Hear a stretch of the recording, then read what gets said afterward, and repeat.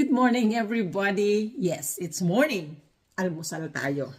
Yan. Meron ako dito, 2 itlog. Dapat daw 4. Para sa mga may malalang sakit. Maganda daw talaga ang itlog. Hindi ko alam kung bakit napakaraming nagsasabi na bawal ang itlog. Ang sabi, maganda ang itlog. So, go. Ngayon, sasamahan ko siya ng yogurt. Plain yogurt. Yan.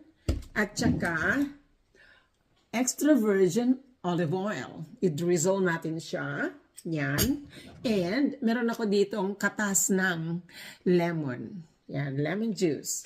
So, ang sabi, dapat daw ang itlog, hindi niluluto yung pula. Yung egg yolk. Kasi, kapag daw yun, naluto, namamatay yung nutrients. So, kailangan malasado lang. Kaya ito, nilaga ko.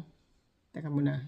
Gagamitin ko muna tong pansandok dito sa sa yogurt. Yan. Ano daw tong combination na to? Maganda. Kahit yung egg at saka olive oil, lagyan mo ng lemon juice. Okay din yon. Maganda din ang avocado. Lagyan ng olive oil. Itong star talaga dyan. Olive oil. Extra virgin olive oil. Yan talaga ang star. Kapag i-pair mo to sa itlog, sa yogurt, at saka sa avocado, maganda daw talaga sa katawan. So, gawin natin. Wala akong avocado at the moment. So, ito na lang muna tayo. Ganun lang yon guys. Huwag natin ipilit ang mga wala dyan. Okidoki. So, ito, medyo maasim-asim kasi fermented ito. Kaya, huwag natin nadamihan.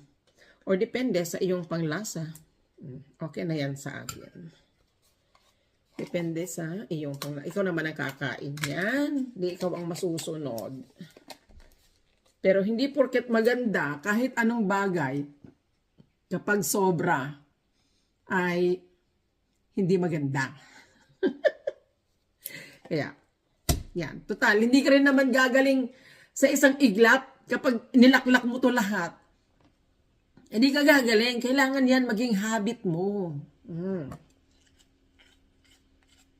Lagyan natin drizzle down ng olive oil. Umiinom na ako nito.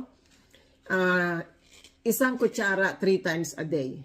Ngayon, kanina nagtanong si asawa, hanggang kailan daw ba kami iinom nito?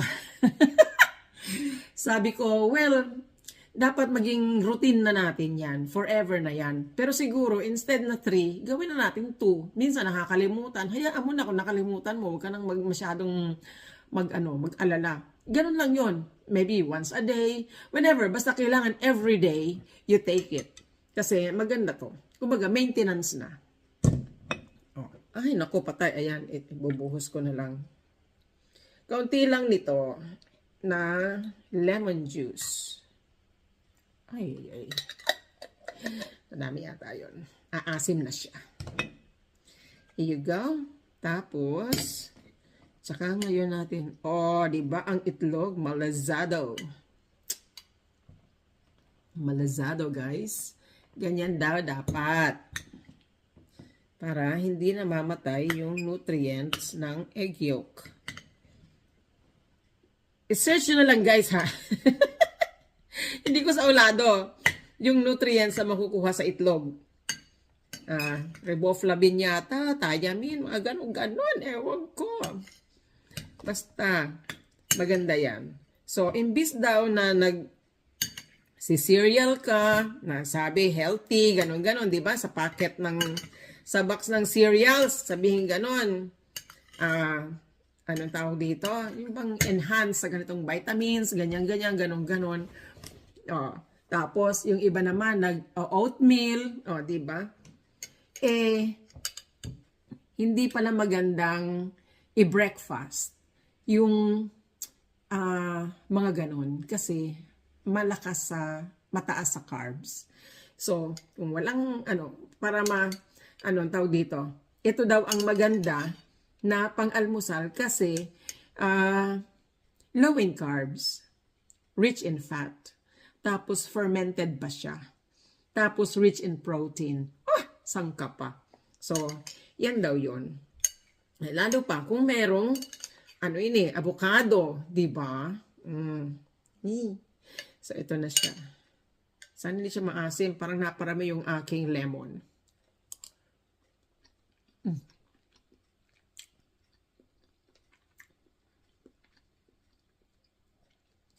Nasa panga yung asim, mararamdaman mo.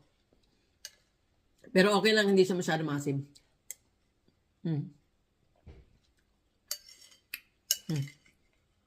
So, yun. Dapat nga 4 to. Kaya lang, minsan, naaalangan ako, baka sobra-sobra or baka hindi ko kayanin. Kasi nadali ako mabusog. At saka tipid na rin. Kasi normally, hindi naman talaga ako nag-aalmusal. Sabi lang kasi, importante pa rin daw talaga ang almusal. So, kung mag-aalmusal ka din lang naman, edi yung, yung ganito na talaga na nutritious ang gawing almusal. Hindi tinapay, hindi oatmeal, hindi kung ano-anong malakas sa carbohydrates.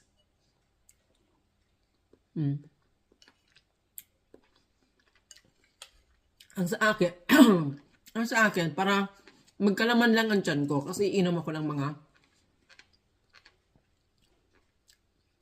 Saturday. Iinom ako ng para sa arthritis ko. Tapos, yung mga vitamins. Wala naman talaga akong gamot. Yung mga puro supplement. Gusto ko, may laman muna yung tiyan ko. Kahit ano pa yan, kaya gamot yan, kaya supplement lang yan. Kailangan may laman ang tiyan ko. Sa either uminom ako ng gatas, or kumain ako ng something solid.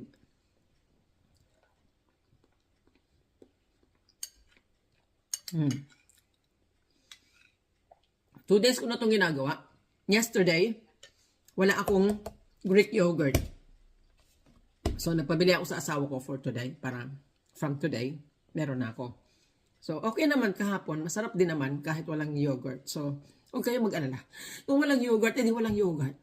Diba? Ganun lang yun. Pag nagkapera, di tsaka na bumili ng yogurt. Ganun lang yun. Huwag nating ipilit ang wala.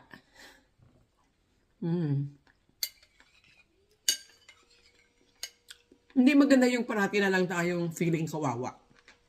Na, naku, wala akong ganyan. Naku, hindi ko kaya bumili ng ganyan. Lahat na ng problema. Kung yung isipin ng problema, isipin yung solusyon. Diba? Be positive. Always be joyful. Sabi nga sa Bible, maraming beses binabanggit always. Rejoice in the Lord always. And again, I say rejoice, sabi ni Paul. Diba? So, rejoice kahit nasa anong ang kalalagayan ka man. Piliin mong maging masaya. Dahil ang pag-asa mo ay na kay Kristo. Yun. Yes. Dahil kung tayo lang, hindi natin magagawa yan. Dahil ang unang pumapasok sa isip natin ay problema. Diba? Diba? Ganun ang tao. Ang iniisip niya, problema. Paano sa solusyonan? Bakit dumadating yung mga yan? Naku, hayaan mo sila dyan. Hayaan mo problema sa sarili niya. Basta ikaw, be joyful. Okay, guys? Okay. So, eto simple lang to. Alam ko, kayang-kaya nyo tong gawin. So, gawin nyo na.